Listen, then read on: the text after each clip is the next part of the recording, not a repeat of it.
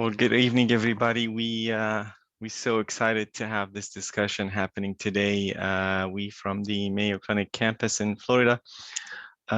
This topic is very important to us, and I'm sure to all the people that joined us. We will be talking in an open format today about diabetes management and pancreas transplant as an option for diabetes management. So we are very happy to have everybody joining us. My name is Tanvi Jarmi. I'm one of the transplant nephrologists here in Mayo Clinic, Florida, and also I'm the medical director for the Pancreas Transplant program. In other words, I take care of a transplant patients. We have Dr. Jessica Wilson with us, and she is the expert in diabetes here at Mayo Clinic, Florida, and maybe she want to say hi. Hi, thank you so much for joining us today. So just to let everybody know, we will be talking again. It's a non-formal discussion. We would like your answers, your questions, and we will try to provide you with the answers.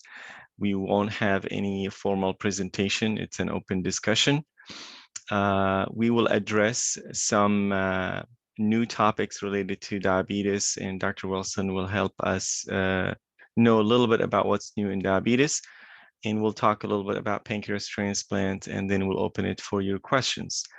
And I think the best way for your question is to be directed to the Q&A, and we'll pick them from there. So I'll leave it to Dr. Wilson to start and bring us up to date into what's happening in the diabetes world. Sure thing. Thank you, Dr. Jarmi. So as some of you or most of you probably know, there's really two main types of diabetes, type 1 and type 2. There are also other causes of diabetes, some genetic causes or inherited causes of diabetes, as well as other secondary causes like cystic fibrosis related diabetes, lipodystrophy, steroid-induced diabetes, gestational, and so on. But the main two are type 1 and type 2. Among those, about 90 to 95% of the time, when people say that they have diabetes, what they mean is that they have type 2 diabetes. Type 1 diabetes is roughly about 5%, and type 1 is autoimmune related diabetes. So in other words, the immune system normally makes things called antibodies against viruses or other external things that our body's trying to fight off. And sometimes our immune system makes antibodies against a part of itself. And so with type 1 diabetes, the body's making autoantibodies against parts of the pancreas. And that eventually leads to destruction of, they're called beta cells, but basically the insulin producing cells in the pancreas. And over time, that leads to people requiring insulin to treat type 1 diabetes. Type 2 diabetes, for the most part, is related to kind of a balance of an increase in insulin resistance, which basically means the insulin that you have doesn't work as well, and you need more of it to compensate, and also reduction of insulin production. So when there's a mismatch and the supply and demand no longer are able to be met, people then need help with therapies for diabetes. And so for the most part, for treatment of type 2 diabetes, oftentimes we start with things like oral medications. And there's a variety of different oral medications on the market. For the sake of time, I won't go into all of those today. But those various oral medications work in a variety of ways to help either improve insulin resistance, improve insulin secretion, or improve clearance of glucose in the urine, for example. More recently, there's also been injectable medications, like they're called GLP-1 agonists, but basically they mimic a hormone made by the body that helps the body process insulin better, and a few other mechanisms as far as how that helps with how insulin is processed and glucose is processed. And then in addition, we also have the option for pancreas transplant as well, which we'll get into more today. And that is an option for either type 1 diabetes or type 2. So once people have type 2 and also require insulin therapy, that's another consideration as well. And so at this time, I'll turn it back over to Dr. Jarmy as well, and also to some questions that we may have to go over during our discussion tonight. Well, thank you, Dr. Wilson. I'll just pick it up from there for a few minutes, and then we'll start answering the questions.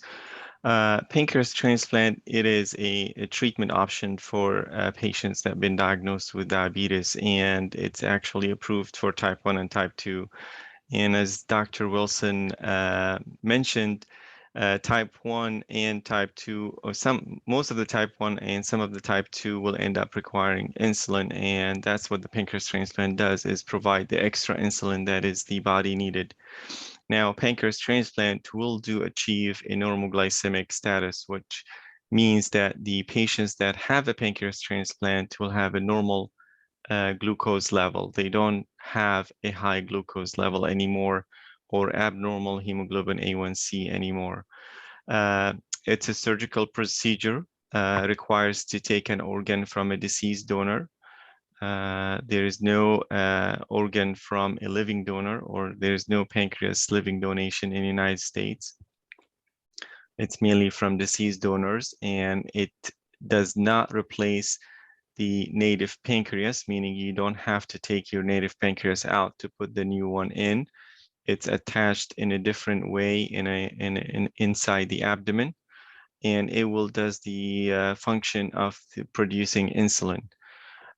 It will restore the glycemic control again, and it will help sometimes with the secondary manifestation of diabetes, meaning if somebody has some retinopathy or diabetic start affect their eyes, or neuropathy, diabetes start affecting their nerves, sometimes it does help restore these functions.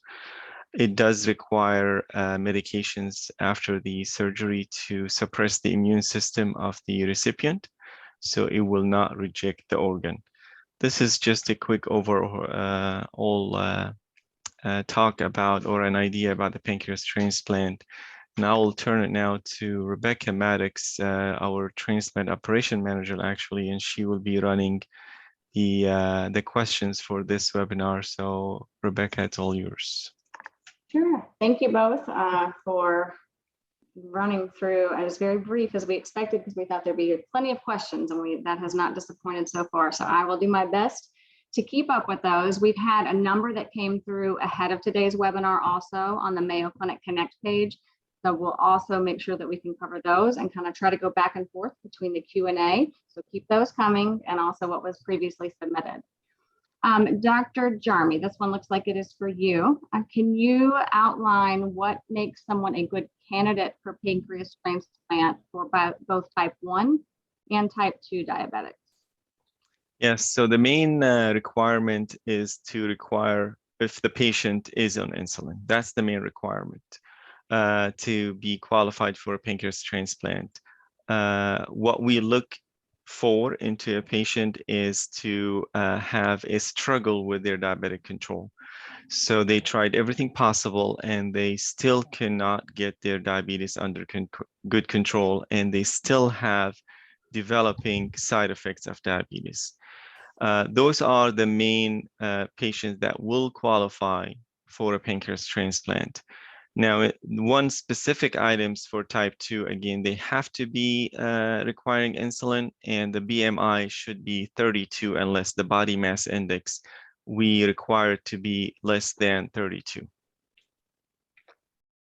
Thank you. Now, a question did come through asking about a weight limit for kidney pancreas transplant versus just pancreas.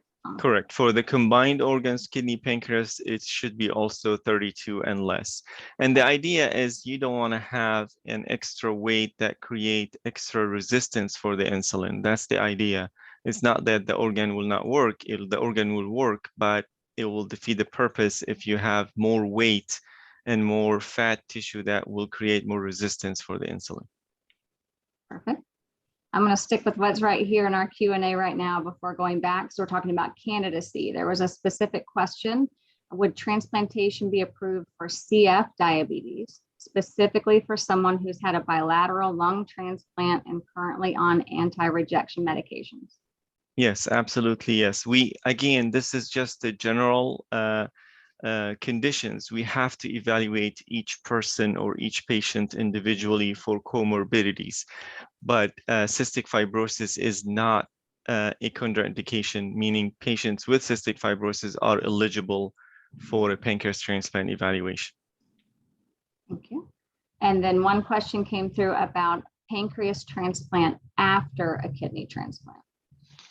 Yes, there are three types classifications in general for pancreas transplant is as a combined with a kidney transplant or after kidney transplant and or after other solid organ transplants like after lungs, after heart, after liver, or panc transplant alone. So it could be done as with the kidney or after the kidney transplant. Okay. Dr. Wilson, we've got one for you, I believe. Do you have any expertise you can provide on how integrative medicine options can assist patients with diabetes? I think a good example of some success that people have with integrative medicine includes weight loss. So if somebody has type 2 diabetes and increasing insulin resistance, working on diet and exercise can definitely help to reduce insulin resistance and reduce the amount of insulin needed to help control blood sugar. Thank you. Mm-hmm. This looks like Dr. Jarmy. If you've had type 2 before liver transplant and you're still having issues controlling your glucose with insulin, can you be eligible for a pancreas transplant? Yes, so you could be eligible for a pancreas transplant regardless of what other organ transplant you have. Even if you have a heart, lung, or liver transplant. Now, the only part is to evaluate the person, the patient, and make sure that patient meets the criteria, which is a low BMI, require insulin, and difficulty controlling the diabetes. If these criteria there and there are no significant comorbidities with the patient, yes, they will be considered for a pancreas transplant. Okay. And is there a wait time? Because I'm noticing people who are post-transplant, this particular person said they were a year post-transplant, but is there a specific wait time after a first transplant before pancreas? To have a pancreas after solid organ transplant, we prefer to wait 6 months to 12 months to list that person, just to minimize the complications after the first transplant. So you don't want somebody just had a liver transplant to have another surgery in 6 months. The organ's still trying to adapt to their body and they're still getting used to the immunosuppression. So we'd prefer to wait between 6 and 12 months to list them.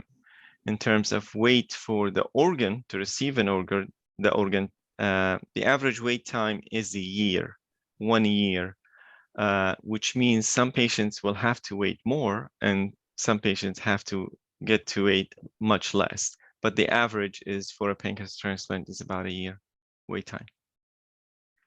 And that question actually came through on Connect also, so that's good to have covered that here. There was a question if Hashimoto's interferes with having a pancreas transplant. I don't think so. I don't know if Dr. Wilson could add to Yeah, that. sure. So Hashimoto's refers to an autoimmune process that causes an underactive thyroid over time. Classically, people have an autoantibody called thyroid peroxidase, but there's no mechanism that I can think of that would interact at all with the transplant or be affected by the transplant. And there are patients that I've seen before that have had transplants before that also happen to just coincidentally also have hypothyroidism, and it's not something that's impacted by the organ transplant. It's just something that you continue to follow separately. Thank you. There was a question about insurance coverage, Dr. Jarmy. Since a transplant would be an optional procedure, what does insurance cover?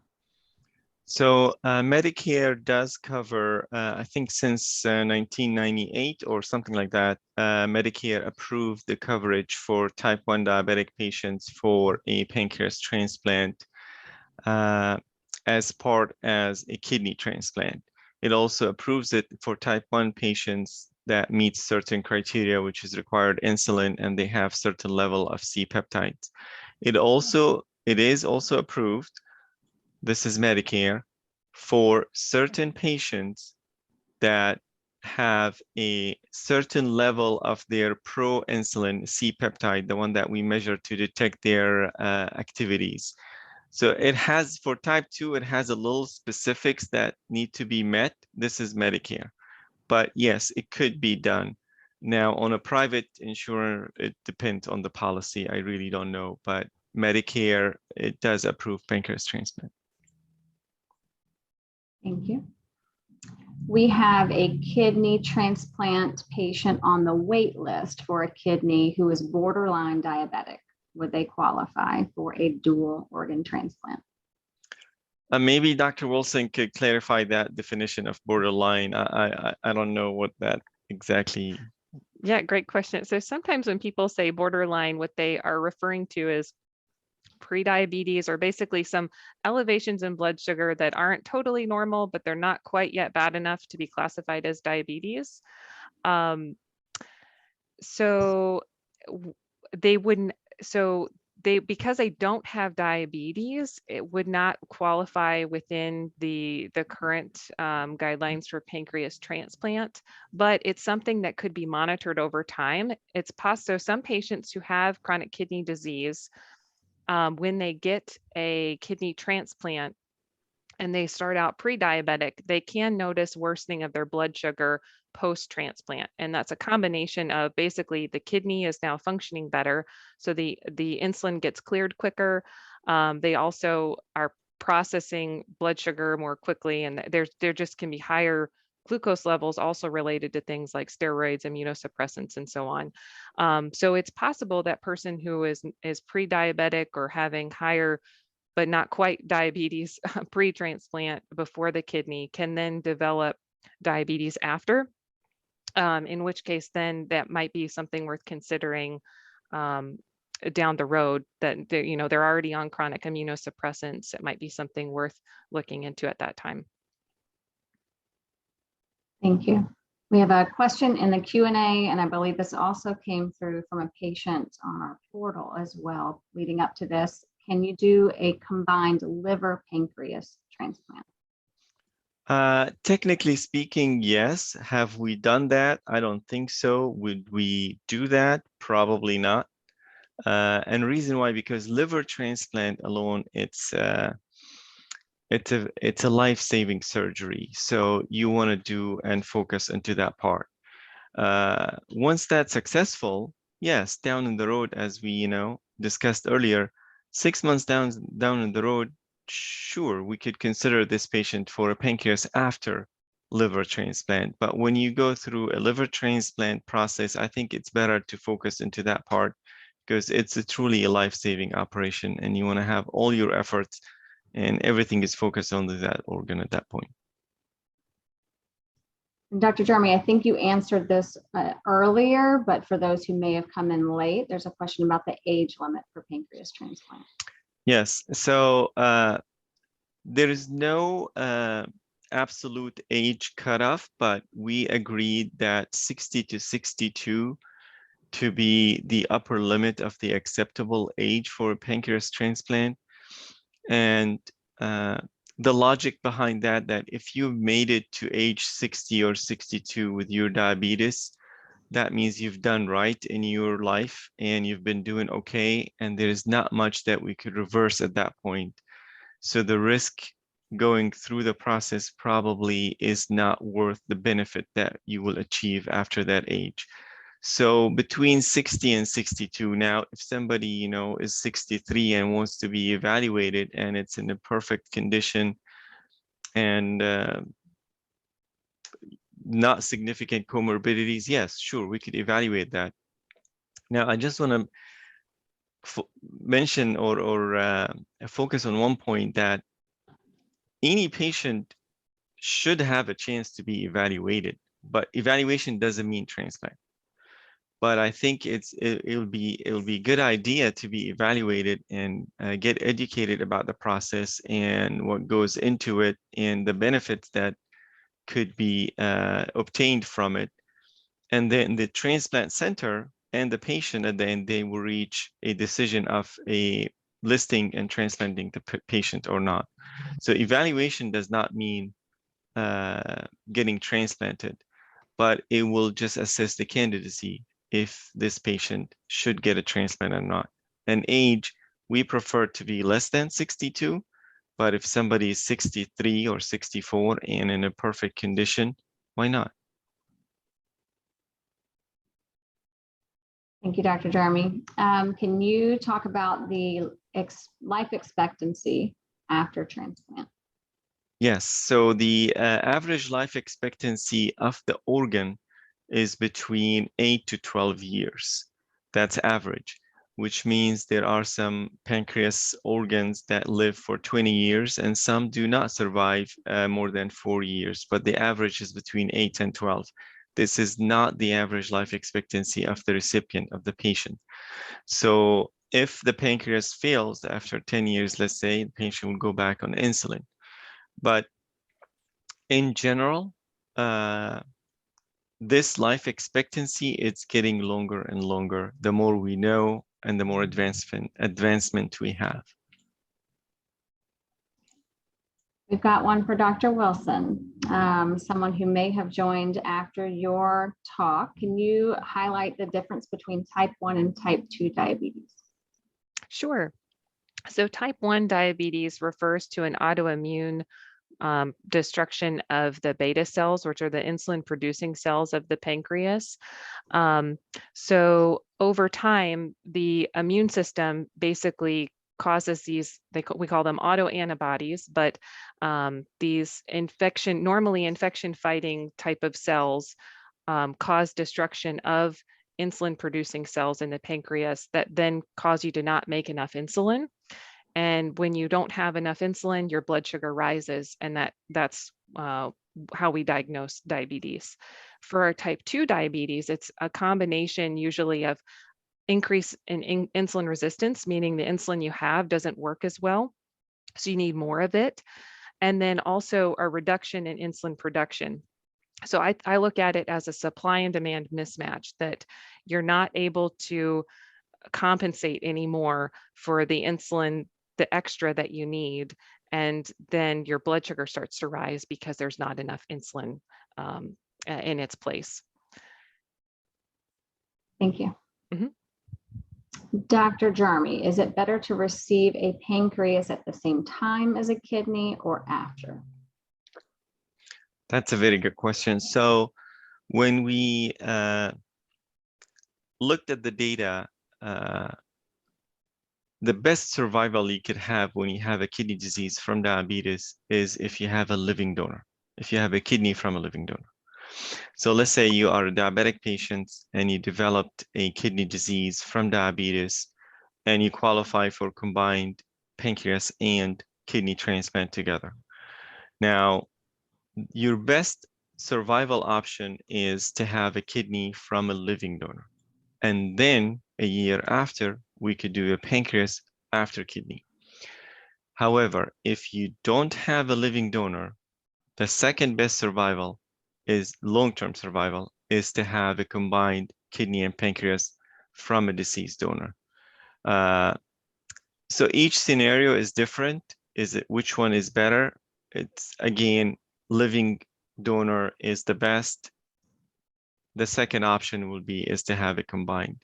And the reason why having a combined organ transplant, kidney and pancreas, is better because the wait time is shorter. So if you are listed for a combined kidney pancreas, your wait time is shorter than if you listed for a kidney transplant alone.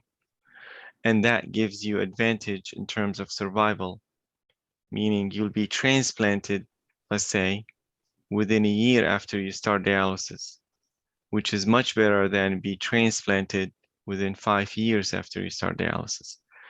So living donor, the best, and then combined is the second option. Thank you. And that also answered someone's question that came in after that about having a potential living donor and what was the proper order and a way for that too. So that knocked out 2 questions. Great job. We've got one also here about who's the right person to initiate an evaluation for pancreas transplant, the primary care physician, endocrinologist, or your current transplant team. That was for a liver. I would also throw in, or yourself. Maybe Dr. Wilson could help me also with this one, but I will say we as a transplant center, we don't see the diabetic patients. We don't have, we don't deal with the patients, unfortunately, during this stage of their care. We get them at the end stage. So Dr. Wilson is more maybe familiar with that process from their end of practice because they start the care of these patients. We are welcoming the patient regardless of the source. Your primary care, your endocrinologist, yourself want to be referred, absolutely, the transplant center will do the evaluation. But who you need to talk to first, if you have a primary care and endocrinologist, that's up, I think, to you and your providers. However, we always, as a transplant center, we will not say no to any referral from whatever the source is. We will evaluate that patient, but maybe Dr. Wilson could add to the referral process from the endocrinology practice side. Yeah, so not all diabetics will see an endocrinologist. I mean, diabetes is pretty common nowadays, actually, so it's not physically possible, I think, for all of us to see everyone. So it usually diabetes care is combination of primary care and then also specialists with endocrinology. And oftentimes in endocrinology, we'll see people who are on insulin or who, if they're not on insulin, have a bit more challenging case with other comorbidities, whether it be heart issues, kidney issues, and so on. And so for as far as referrals go for pancreas transplant, certainly we do refer people who, especially who are on insulin, who are not as well controlled and who maybe have not very very good control as well related to low blood sugars as well as swings and high blood sugars. So combination of factors, but we definitely do refer people for pancreas transplant and consideration for that. But again, I agree with Dr. Jarmy, would not limit it to endocrinology at all because, like I said, we don't see every diabetic. Thank you both. There's a question here about someone who's on the kidney transplant waiting list. Would their kidney transplant physician be the one who needs to approve the pancreas being added? So if somebody is on the waiting list at any transplant center and interested in a pancreas transplant, they just need to talk to their transplant center, either transplant coordinator or during their annual update with their physician that they are interested in a pancreas transplant and start the discussion. And I believe the evaluation, if a general criteria are accepted, I think the evaluation will be done. And that ties into a second question asking if you would have to go through an entire new eval for the pancreas if you have already completed your kidney evaluation. Yes, so in general, the evaluation steps are the same for all solid organ transplants. So we require the patient to be sort of like checked head to toe, and any solid organ transplant will do the same thing.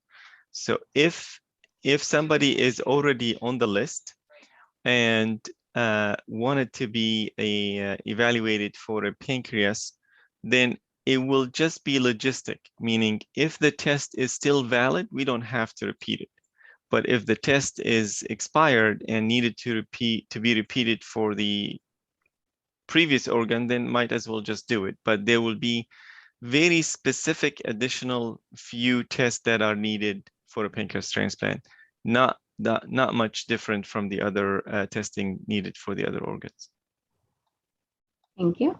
We've got a surgical question. Why is the pancreas left in the recipient's body? Why is it not removed? The pancreas transplant, the native pancreas is way back. It's close to the spine, technically. It's way back in the abdomen, close to the back. And it does have two functions, the pancreas. And again, you know, Dr. Wilson will probably help me with that. It does control the diabetes, and at the same time, it helps with the digestive system. So when somebody is diabetic, the digestive function of the pancreas, native pancreas, is not affected. Correct, Dr. Wilson? Is not. It's only the cells that produce diabetes or produce insulin are affected.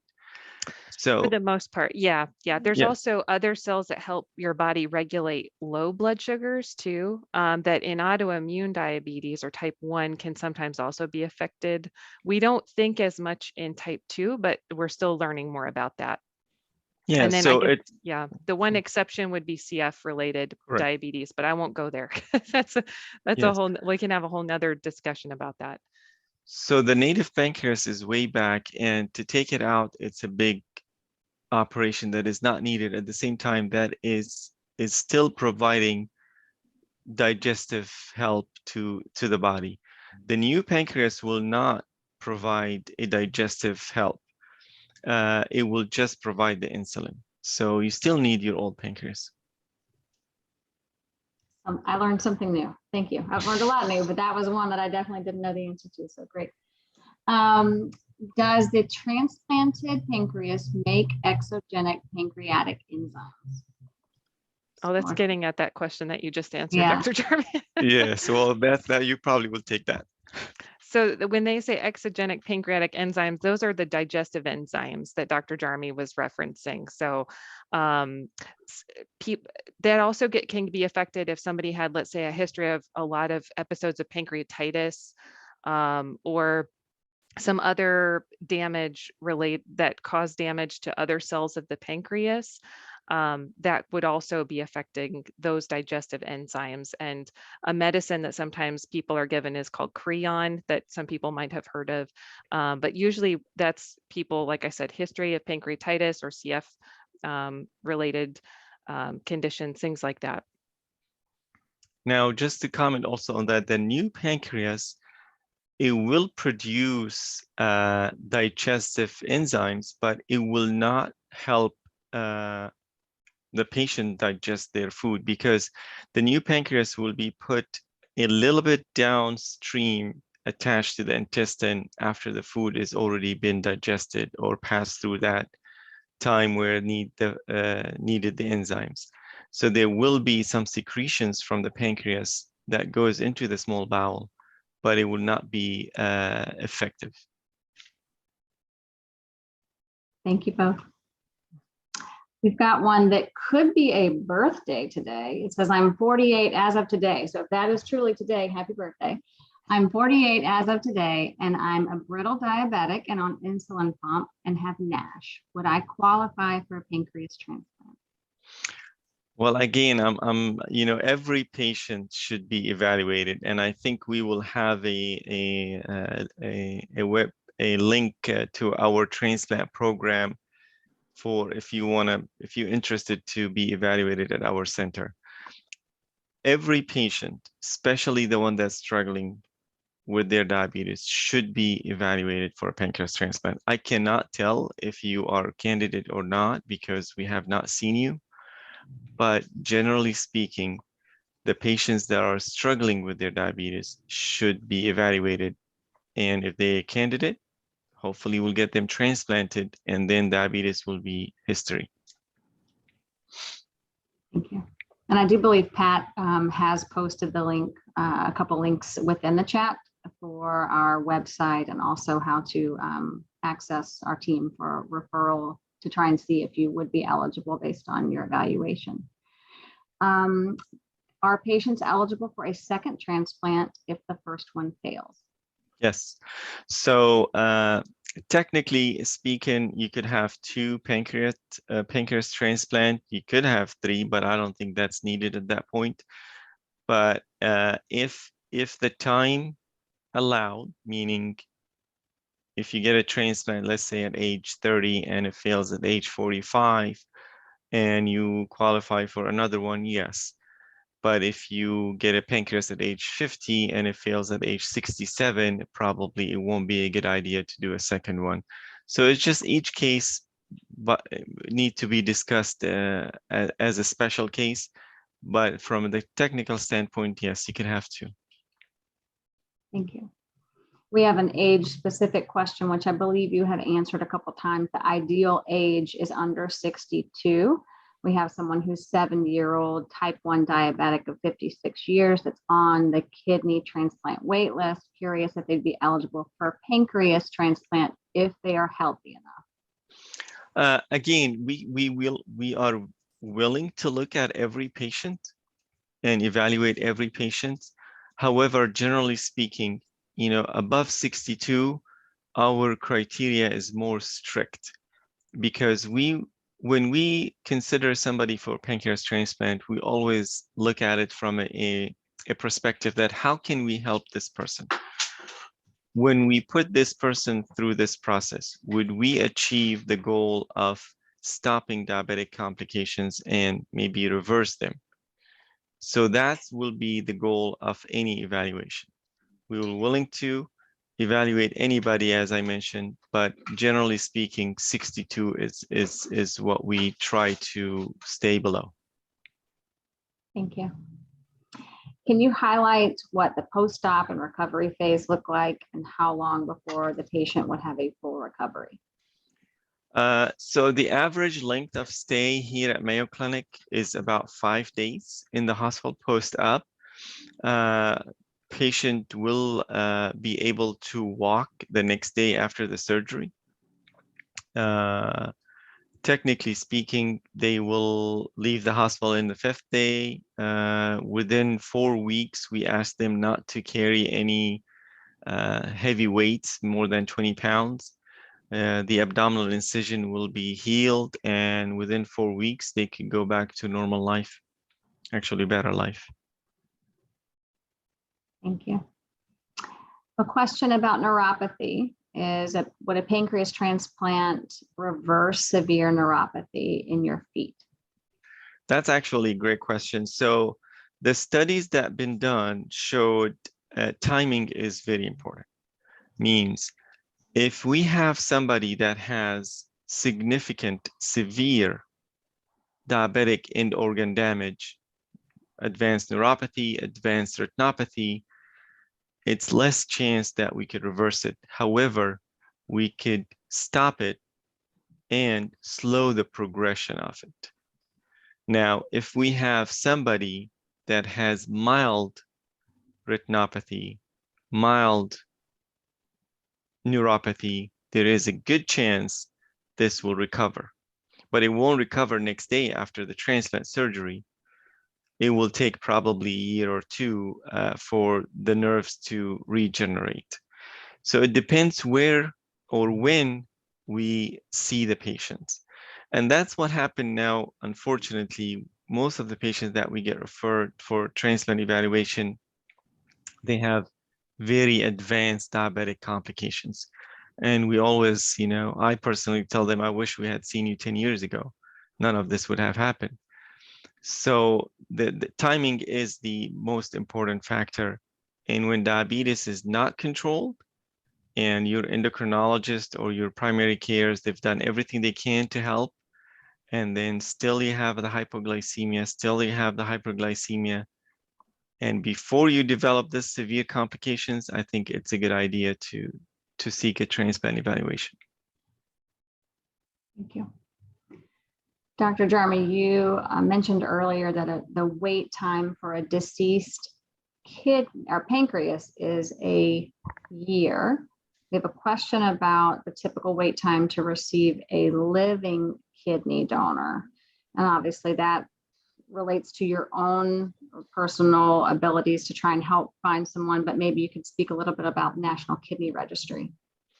So living donor evaluation, if you have a donor, takes about a few weeks, and scheduling the surgery takes about a few weeks. So that's not a part that you probably need to worry about. What you need to worry about is finding the donor. And I think that's the key is if you have a kidney disease and you're looking for, I know this is probably not the place, but I will just touch base on it quickly. Your biggest thing is to get transplanted as soon as possible. And then the fastest way is to get a living donor. So you need to start, put your story out and, talk into your relatives, your neighbors and friends, and have them talk to theirs also. So everybody will know the story and hopefully somebody will come up to you. Now, I always tell my patients, if you have somebody that comes up to you and say, I want to donate a kidney to you, do not engage with that person in any medical conversation. Do not bring up weight, age, gender, race, blood type, match.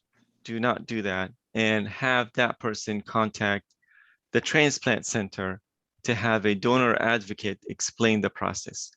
And the reason why, because we do have ways, we do have avenues to help facilitate the donation. If your donor does not match you, we could do an exchange donation, meaning we'll find another couple that have the same story and get that kidney to you and your donor's kidney to that recipient, and it's a win-win.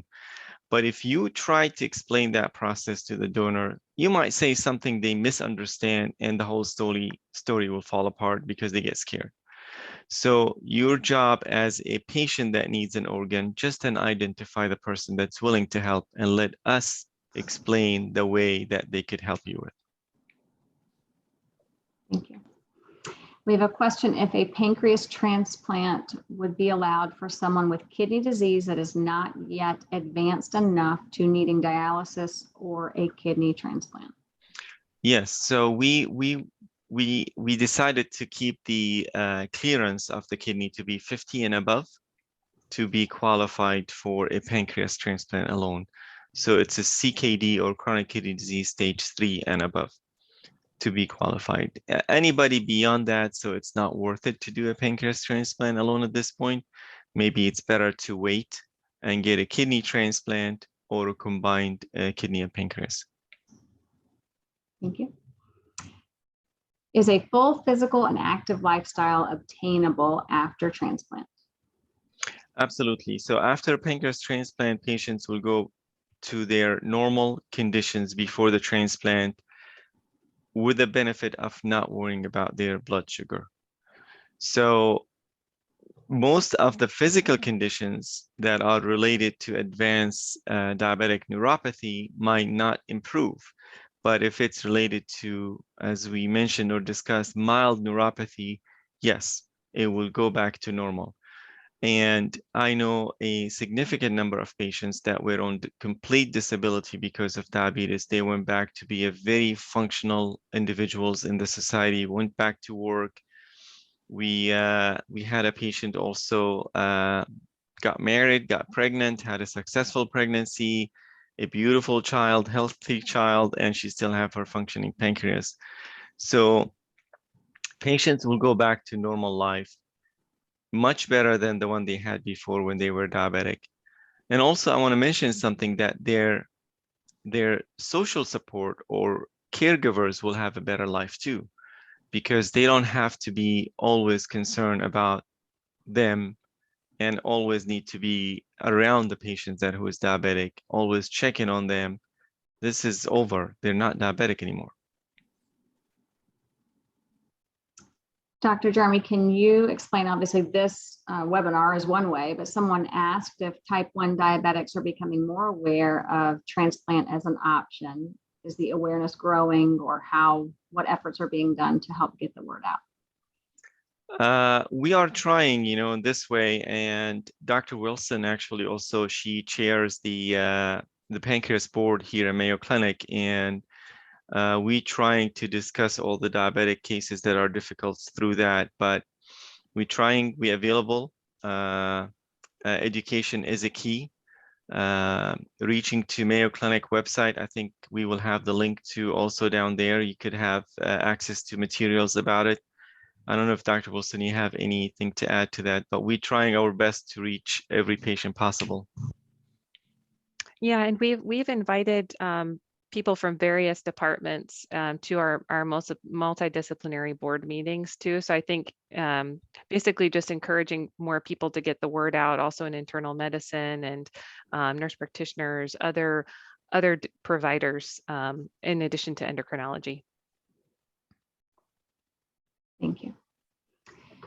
We've had a number of questions that came through before the webinar, and there's one here now about immunosuppression post-transplant. So if you can maybe talk about that, is there an opportunity for weaning off of immunosuppression at some point, and what other techniques are being done to try and reduce the amount of immunosuppression needed?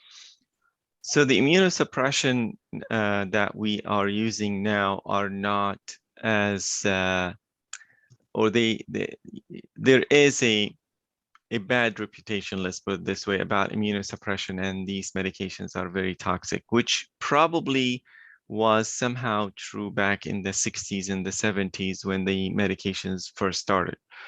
Now we do have a very advanced classes of medications that are really very, or the patient will tolerate them very well.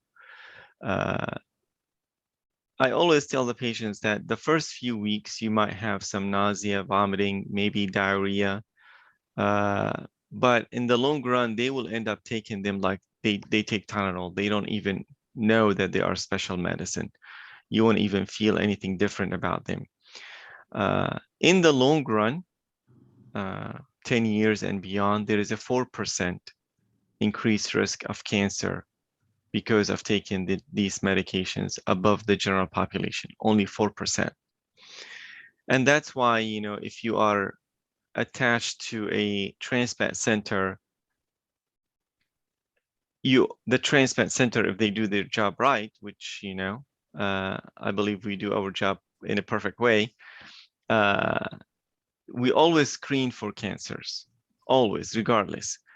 And any cancer that we identify early, we have a great chance of curing that cancer. And again, I will just, if you end up reading about immunosuppression and risk of toxicity and cancer, it's 4% above the general population. It's not like every transplant patient will end up with cancer. That's not true anymore. And that's not true since 2000. It's not true. It's been around for a long time to know these data for a fact. There is, again, a short-term side effects, but it takes few weeks and the patient will really like take them like Tylenol. Now, one more thing I want to mention also, that there is an impression that we will, or the patient will live in a bubble because their immune system is suppressed. And that's not true. Now, one day, hopefully, we will finish this COVID business and we will go back to normal life. And when we do that, all people, including transplant patients, will go back to normal life. Meaning, if you take an immunosuppression, you do not have to wear a mask or get isolated from the public. Now, again, this is a COVID scenario that you should do what the CDC recommend or a provider recommend, same as every other individual. But once we finish this and we go back to normal, I think all the transplant patients also will go back to normal. Go out, go shopping, go eating, restaurants, be around people, and they should not be living in a bubble because of the immunosuppression medications. Dr. Jeremy, there was another question about general long-term effects of being on immunosuppressants above and beyond maybe the cancer 4% that you shared. Do you have any other ones you can provide? So most of the pancreas transplant patients will be on a prednisone, and the prednisone will have a long-term effect on the bone density or increase the risk of osteoporosis. And luckily enough, here on Mayo Clinic also, we do have a specialized clinic, I think in the endocrinology division, that care for these population. So we'll be able to provide sort of like a comprehensive care for these patients that are on prednisone and develop some osteoporosis after transplant. Other than the cancer, technically speaking, there is no long-term effect because from the immunosuppression. And again, as I mentioned, if a female in the childbirth age get transplanted, even pregnancy is possible. And a successful pregnancy is, or the rate of successful pregnancy is 98% with the pancreas transplant. I don't know if Dr. Wilson want to talk about the bone marrow, the bone density clinic that we have. Yeah, sure. So we have both physicians and also advanced care providers or nurse practitioners who also help both diagnose and treat osteoporosis or decreased bone density and help prevent those fractures and risk of fractures. So patients typically will have we call it a DEXA, but basically a quick scan to assess your bone health and how strong your bones are before a transplant and a part of the evaluation. And so we can help on the front end if let's say we find out unexpectedly that somebody has osteoporosis pre-transplant, we can help with treatment even before they undergo transplant, and then also continue to follow after the transplant as well, help with management of things that can help bone health too, like vitamin D, calcium, and so on. Thank you both. Question that says, receiving a pancreas transplant cures diabetes. Is that a true statement? If so, would that then mean if you receive one, you would no longer have the effects of diabetes on the other organs? Correct. It's actually a true statement, even though using this word is it's a big statement. But pancreas transplant does cure diabetes and achieve normal glycemic. So if you get a pancreas transplant recipient and do a continuous glucose monitoring, it's exactly like mine. And I don't have a diabetes, I don't have pancreas transplant. So it will be absolute normal glucose levels and normal A1C. Now, there will be a pause and a stop on the progression of the end organ damage that already happened because of the diabetes prior to the transplant. Very few cases that we got to them in their advanced stage will continue to progress, but their progression will be much slower than if they continued only with a standard of care for diabetes and not transplant. So yes, I'll be very firm behind this statement that pancreas transplant does cure diabetes. Thank you. What is the care after transplant? We have immunosuppressants we've talked about, but can you highlight also routine physicals, exams, follow-ups with our team back here and their local team as well? Yeah, so we here at Mayo, we do have like a comprehensive approach to every transplant patients we do have or ended up transplanted with us. So they will be always part of our family, our transplant family. And once you transplanted with us, you belong to us. Now, once things stable, then you probably will receive your care in the general, wherever you live or your medical providers outside Mayo, but always we see the transplant patients that are stable once a year with a comprehensive exam and comprehensive assessment, including what Dr. Wilson was mentioning is a bone density scan, dermatology exam, because we want to make sure they don't have any skin lesion or skin cancers. Every year we do a comprehensive assessment for their organ and their health and well-being. And that's the beauty about having a transplant center that provide a comprehensive, not just we care about that organ, we care about the patient. Indeed. We got a question about A1C. So we have a person who is saying they have a high A1C.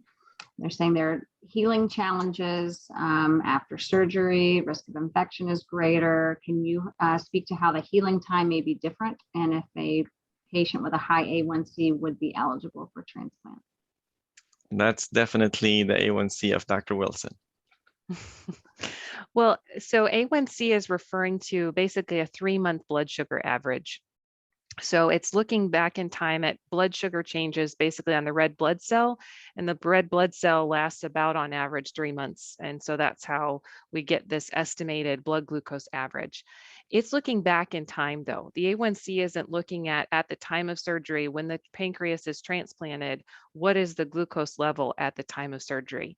When in fact, having the pancreas transplant would change the glucose levels at the time of surgery to make them better. So that A1C shouldn't be something that precludes undergoing a transplant in that sense, because like I said, it's reflecting back the last 3 months. Now, when people get other surgeries that don't impact their blood sugar, which would basically be every other surgery for the most part. So let's say you're getting a hip replacement or something like that, and you have a high A1C going into that surgery, odds are you're going to still have a high A1C, high blood sugars day one after the surgery. So it's different than a pancreas transplant, which is going to help control your blood sugar immediately once you get the transplanted organ. Instead, your blood sugars in that instance where you had your, let's say, hip replacement, it would end up remaining elevated, and then you would have issues with healing and things like that. So all that to say, it is addressing the glucose issue, so that shouldn't be the same problem as with other surgeries. Wonderful. Thank you. I know we're running close to time. I'm going to try and see if we've got time for maybe 2 more. One is, is insulin still needed with steroids? In the initial phase after pancreas transplant, there is no need for insulin. The pancreas will take care of your diabetes. Now, down in the road, 10 years after transplant, patient could develop insulin resistance, or type 2 get developed, or part of that process could be the prednisone. And at that time, they might need help with the medications. But in the successful initial phase after pancreas transplant, there is no need for any other medications, non-oral and non-insulin, to treat diabetes. And then a couple questions came through about the use of blood thinners after transplant. There is no issues with using, we prefer not to use certain ones in the perioperative area around the surgery time, just for the risk of bleeding. But once that is gone, then they could use whatever their doctors prescribe for them for whatever indication.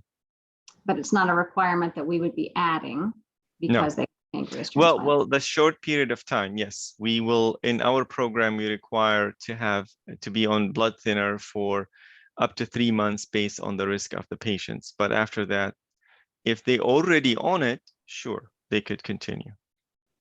And I'll do a very quick last one. I know you said the length of stay typically is about 5 days. How long is the duration of the surgery?